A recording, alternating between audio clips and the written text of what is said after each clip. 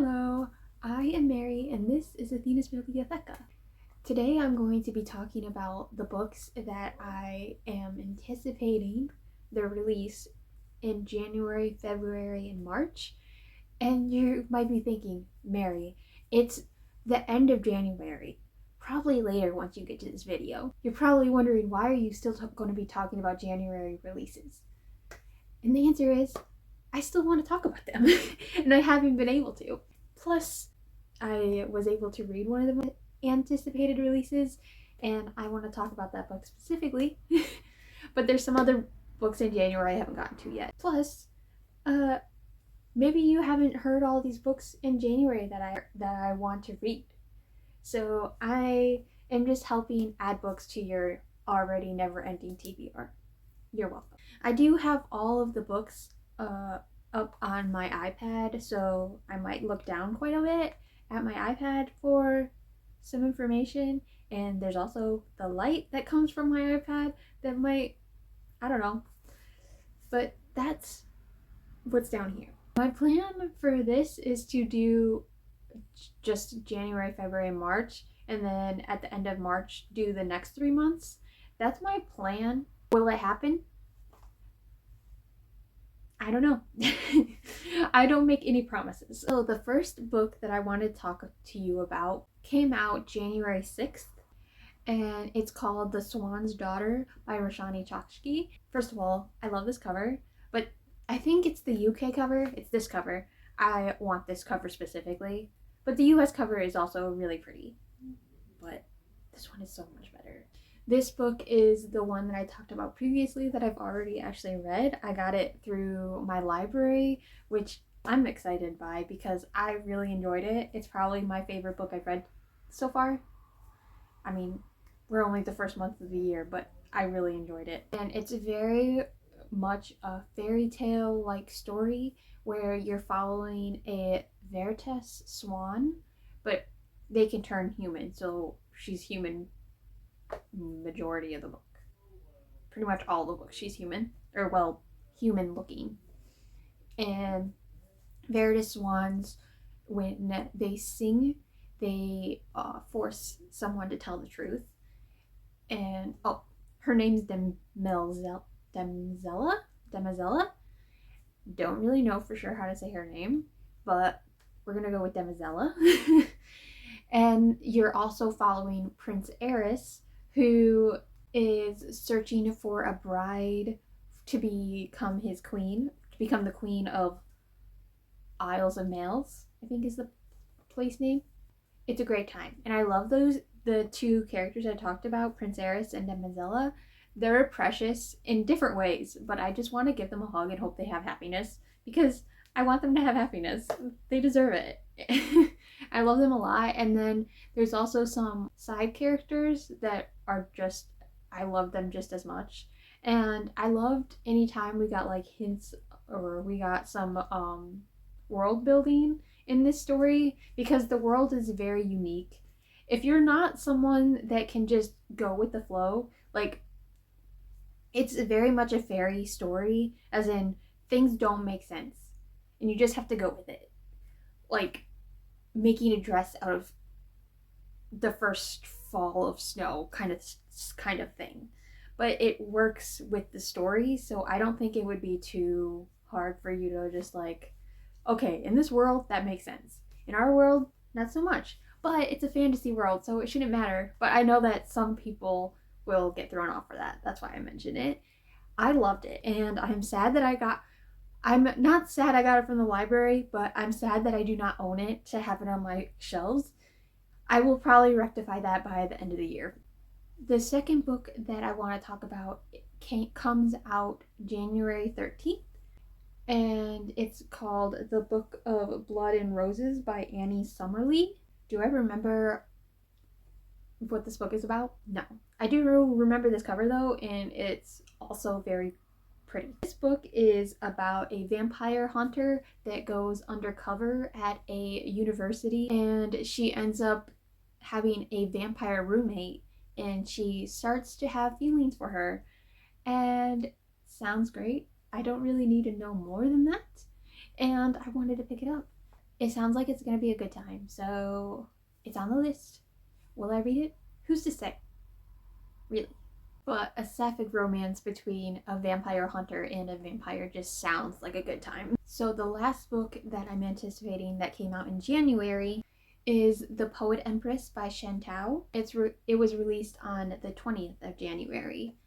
I actually heard about this from a booktuber. I probably heard most of these from a booktuber if I'm being honest, but this one specifically, I remember watching a video of the booktuber. I can't remember her name at the moment. I want to say Jamie, but I don't think that's right. Anyways, I'll put her name, her booktuber name down here, and future editing me will let you know who I'm talking about.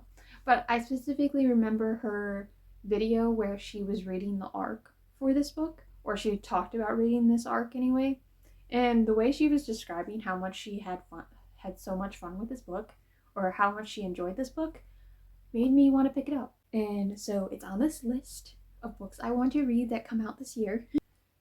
This takes place in a world where poetry is magic, but women are forbidden to read. Horrible world to live in. And you're following Wei Yin after 5 of her siblings have died, which, rough. She ends up becoming a concubine for one of the cruel heirs to the House of Azalea, where she tries to learn to read so that she can compose a very strong spell that will help her. They call it a ballad of love and death. This was me just summarizing the description, or at least trying to piece together what it's about. So I'll be sure to link all of the books that I talk about today in the description below. So if you want to read a little bit more about them, easy access to them in the description.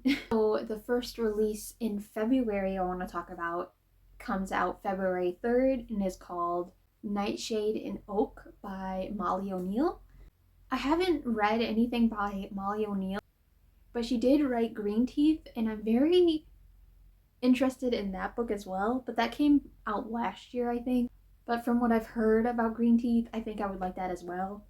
But we're talking about Nightshade in Oak. So, in this story, you're following Malt, who's the goddess of death, and because of a spell, she has been turned mortal, and she's trying to figure out how to be mortal and hopefully be back to being a goddess, or immortal, I guess. And along the way, she ends up meeting a warrior named Bellis, who tries to help her along this journey. But Malt isn't very great at being human, and there's a lot of things that she complains about. So Bellis, she doesn't very much enjoy having to help Malt, but she's doing it anyway. And along the way, attraction starts to form, and that's how the story goes, isn't it? I am actually very interested in this, especially the parts around a goddess turning into a mortal. I just find that storyline very interesting, especially a death goddess turning mortal. I hope there's a lot of talk about that specifically. I'm expecting there to be. Alas, I have to wait until it's released, and then I have to wait until I am able to acquire myself a copy to read. So we'll see when that happens. Hopefully I enjoy it. It sounds like it's going to be a good time. The next book I want to talk about is called Queen of Faces by Petra Lord. This book also comes out February 3rd, so that's fun. In the story, you follow Annabelle, who is trapped in a male body that is decaying, and she needs to transfer to a different body that is more healthy. And she ends up, along this journey of trying to get a new body, has to end up becoming an assassin for the headmaster of this academy. And it sounds like a fun time. while also a nerve-wracking time. And from some of the things on the description, it sounds like found family is going to be a little bit a part of this, and I love myself a found family. I'm going to read you the last paragraph of the description because I think that's where the found family comes in, and I'm excited to find found family. I love found family. So it says Anna will steal, fight, and kill her way to salvation, but her survival depends on a dangerous band of renegades, an impulsive assassin, a brooding bomb maker, an alluring exile who might just spell her ruin. As Anna is drawn into a tangled web of secrets, the line between villain and hero shatters, and Anna must decide which side is worth dying for. Sounds like it's going to be an exciting time,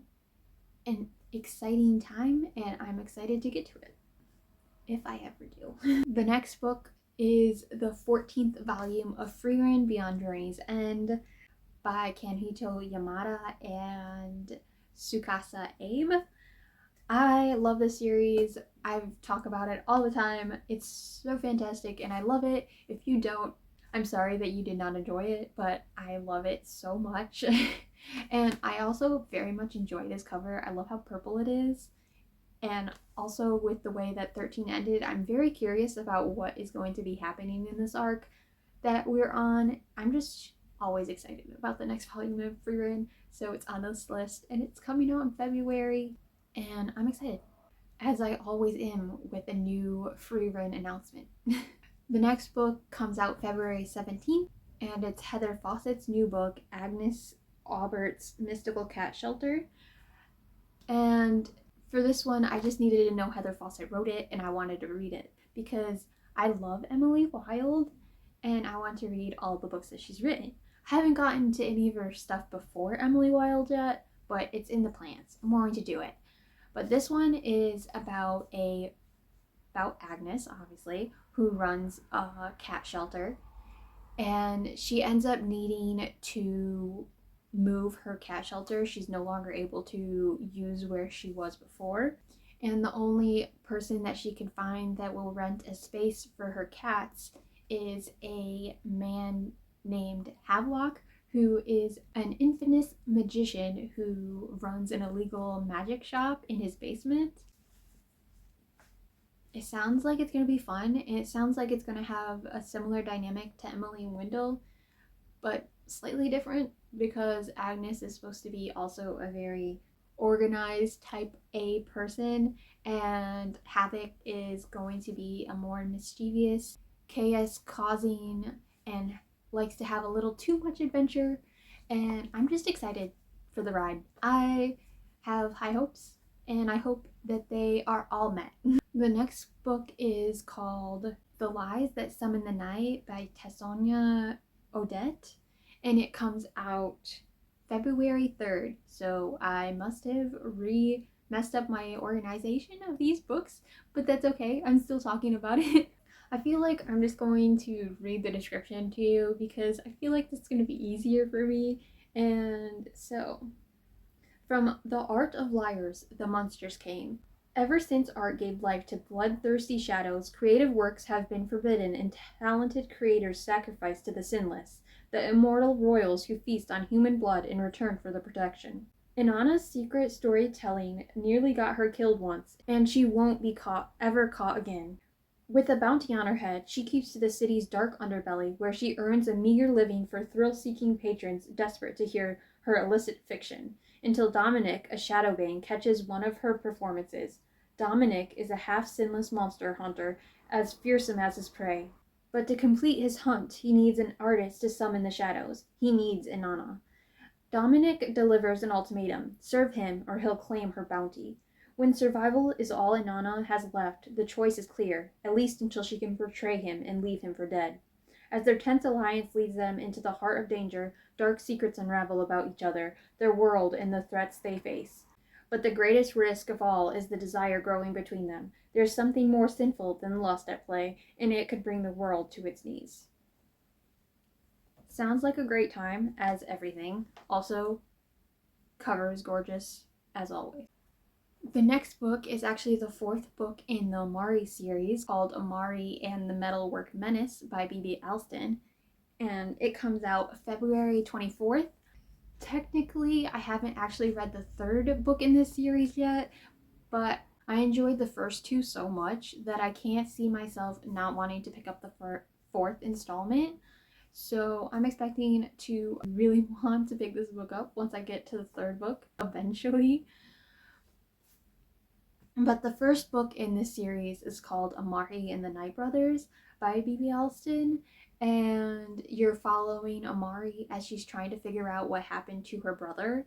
And she ends up at this school for supernatural investigations. And it's a great fun time. It's a middle grade, and I think it is a series that definitely can be read like a wide age range, but it is a middle grade if that will deter you from reading it. But I don't think it should. I think any age range can read this and enjoy it, personally. The next book I want to talk about is Cleopatra by Sarah L. Arifi, and it comes out on the 24th of February as well. The description doesn't really give you a lot, but except that it's about Cleopatra. But I'm excited because I haven't really read much about Cleopatra. I know the basics, but not very much else at all. I'm going to read you the description it has, and you tell me if you're excited about it. You know my name, but you do not know me. Your historians call me seductress, but I was ever in love's thrall. My playwrights speak of witchcraft, but my talents came from the gods themselves. Your poets sing of my bloodlust, but I was always protecting my children. How willfully they refused to concede that a woman could be powerful, strategic, and divinely blessed to rule. Death will silence me no longer. This is not the story of how I died, but how I lived. I'm excited. I don't get much out of that, but I am excited to find out. I want to pick this up and see. I just said I don't know much about Cleopatra, but I'm excited. And I hope that I enjoy it. As I hope I enjoy all these books I'm talking about, obviously. They're books on this list because I think I'm going to enjoy them. The first book that I'm going to talk about in March comes out on the 3rd and is called Magic Girl Dandelion Volume 1 by Kero Mizo. Hopefully I pronounced that right. Okay, if I want to be honest, both the title and just the cover made me want to pick this up, but the description also sounds very interesting. And it's not that long, so I'm just going to read it to you instead of trying to summarize it in my own words, because that's hard to do. It says, a fiend who slays his own kind, a magical girl who refuses the script, a tale of light and shadow intertwined. Tanpopo Onmami's quiet days are interrupted by a life-changing offer to become a magical girl, but she has one big, bad, serrated-toothed secret. Her best friend, Shade, is a fiend in a world where fiends are villains to humankind. Shade is none too pleased with the idea of Tampopo joining the ranks, but there's more than their friendship at stake when Tampopo's grandpa falls victim to fiendhood. I don't know, it just sounds like a good time, fun time, and the art on the cover just makes me really want to read it because it's so pretty. And March 10th, we're getting the Frieren Beyond Journey's End Prelude, which was written by Mei Hichikimoko, but Kanhiro Yamada, the authors for the Frieren story, did supervise the writer for this book, so I'm excited. It's just supposed to be 5 short stories about characters from Frieren, and I will eat up whatever crumbs they want to give me about the Frieren universe, so I'm going to read it and I'm going to enjoy it. The next book I want to talk about is called The Fox and the Devil by Kirsten White, and it comes out March 10th. This one's funny because it's another vampire hunter vampire story, sapphic love story, and I think that's funny. But the story is very different from the one I talked about previously, so it's fine, okay, guys? So we're following Aniki, who is the daughter of Abraham Van Helsing, and one night she stumbles upon someone murdering her father, and so she ends up gathering a group of detectives to try to hunt down this serial killer who, because she finds out that this woman has killed more than just her father, and goes from there, I guess. So I'm gonna just read you the end paragraph of this, so then I feel like I'm going to give you the accurate information about this story. It says, but during the years spent relentlessly hunting the killer, Annika keeps crucial evidence to herself. Infuriatingly coy letters addressed only to her, occasionally soaked in blood, and always signed Diavola. The closer Aniki gets to her devil, though, the less sense the world makes. Maybe her father wasn't a madman after all. Diavola might be something much worse than a serial killer, and much harder to destroy. Yet as Aniki unearths more of Diavola's tragic past, she suspects there's still a heart somewhere in that undead body. A heart that beats for Aniki alone. So, sounds fun. Okay, so it wasn't a vampire hunter and a vampire. It was a vampire hunter's daughter and a vampire. So, slightly different than the first one I talked about. I mean, it's way different than the first one I talked about, but still, it sounds like it's going to be a very interesting time. And I hope I enjoy it if I ever get to it. The next book I want to talk about that comes out in March is called Prodigal Tiger by Samantha Chong, and it comes out March 17th. Once again, I'm just going to read you the description because it's just easier.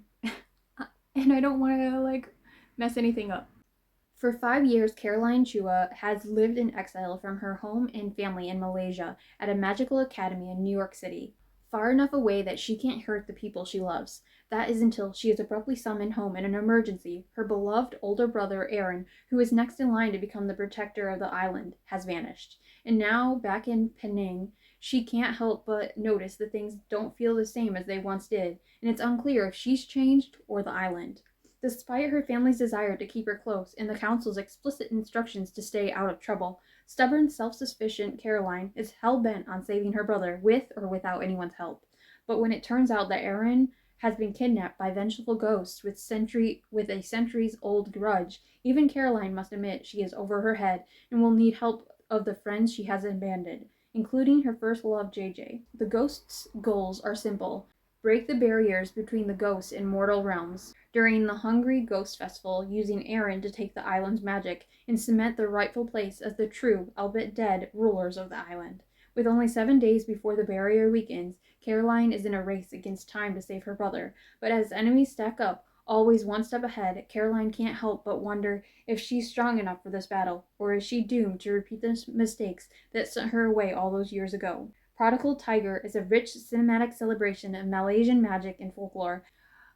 It sounds like it's going to be fun. It sounds very similar to how Amari was described, and I loved Amari, so I'm hoping to love this one as well. The next and last book I am talking to you about is called The Geomagician by Jennifer Mandula, and it comes out March 31st. This one is interesting because we're talking about paleontology, and that's always fun. So in this world, we're following Mary, which is great. She's always already going to be the best character because her name is Mary. It's so obvious. Anyways, her name's Mary Anning, and she wants to be a geomagician who is a paleontologist that uses fossils to perform magic, which is really cool. But the Geomagician Society of London doesn't accept women because of course they don't. So she spends her time selling her discoveries, but then an egg that she has ends up hatching, and so she ends up having a baby pterodactyl, and the story is about her trying to protect this pterodactyl while also trying to uncover some mysteries that she ends up finding out about the Magic Society. So it sounds fun. It sounds like it's going to be a good time, and I'm excited about it. And it sounds another one that sounds very Emily Wilde coded, which makes me excited. So we'll see. That is the last book I wanted to talk to you about from my anticipated book releases for January, February, and March. So Obviously, I'm definitely not going to get to all these because last year I think I read maybe two 2025 releases. So the likelihood of me getting to all of these is very slim, but I do like making a list, so I'm having fun anyway. If any of these sound interesting to you, let me know in the comments. And if not, also you can just let me know some books that I didn't cover in this video and let me know what books you're excited for that I didn't mention. Obviously, you can mention any book that's released in 2026. I don't mind. It's just this video is just for the first 3 months of anticipated releases. So if you want to do the first 3 months, one of the books that come out in the first 3 months of the year, go ahead. Or if you don't have any and you just want to talk about any 2026 release, let me know in the comments. I will definitely read them. I might even add them to my own personal list of anticipated releases once you let me know about them. Whether or not I will actually pick them up is still up for debate, as it always is, but still, I like hearing about other books that are coming out. It's fun. Hopefully you found something that piqued your interest, and I will hope to see you in another video soon, but as always, I make no promises. Bye!